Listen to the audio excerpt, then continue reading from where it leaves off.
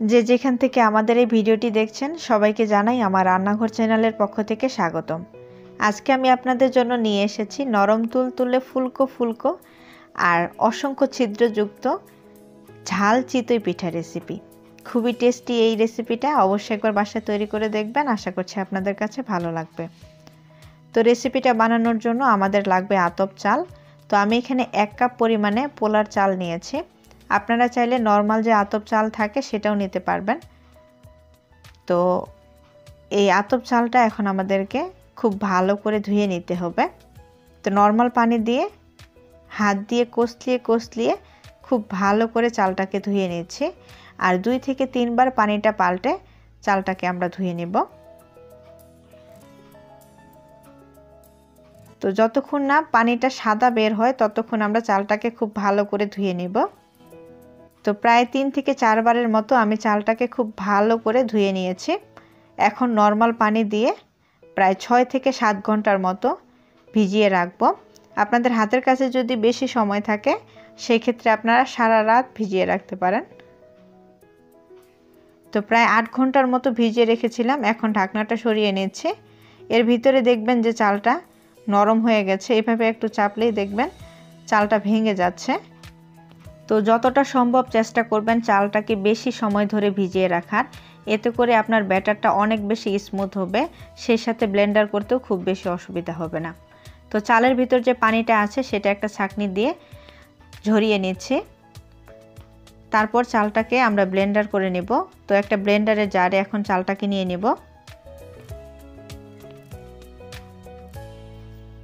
তো ব্লেন্ডারের জারে চালটা নিয়ে নেওয়ার পর এখানে আমরা অন্যান্য যে উপকরণগুলো আছে সেগুলো দিয়ে দেব।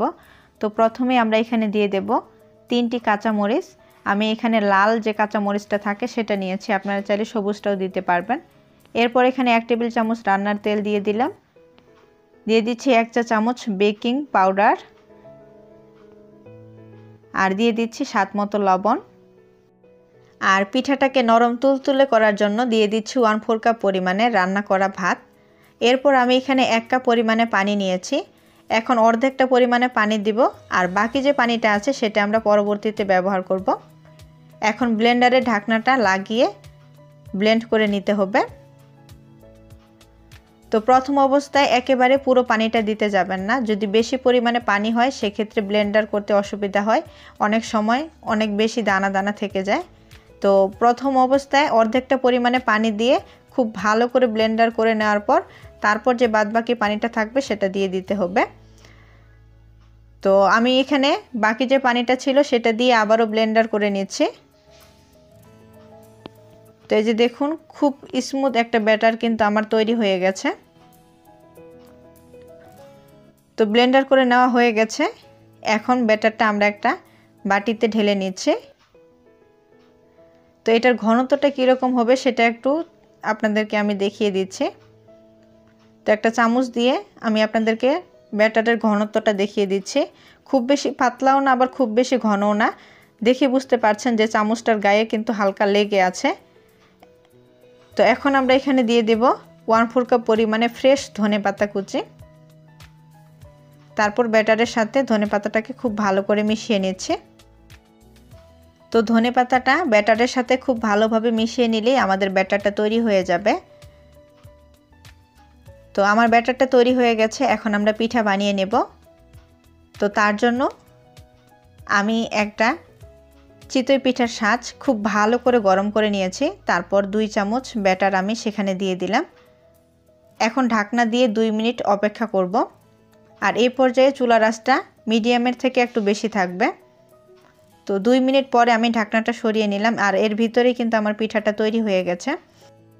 চিতই পিঠা পারফেক্টভাবে তৈরি করার 2টি টিপস হলো ব্যাটারটাকে খুব ভালোভাবে তৈরি করতে হবে, আর যে পাত্রটাতে আপনি চিতই পিঠা তৈরি করবেন সেটা খুব ভালো করে গরম করে মাঝারি থেকে একটু বেশি আছে চিতই পিঠাটাকে ভেজে নিতে হবে। তাহলেই আপনার পারফেক্টভাবে চিতই পিঠাটা তৈরি হবে। তো আমি সবগুলো চিতই পিঠা তৈরি করে নিয়েছি। আপনারা চাইলে এটা এমনিতেও পরিবেশন করতে পারেন অথবা যে কোনো চাটনি ভর্তার সাথে পরিবেশন করতে পারবেন। খেতে ভীষণই টেস্টি লাগবে। তো আজকের ভিডিওটা এই পর্যন্ত।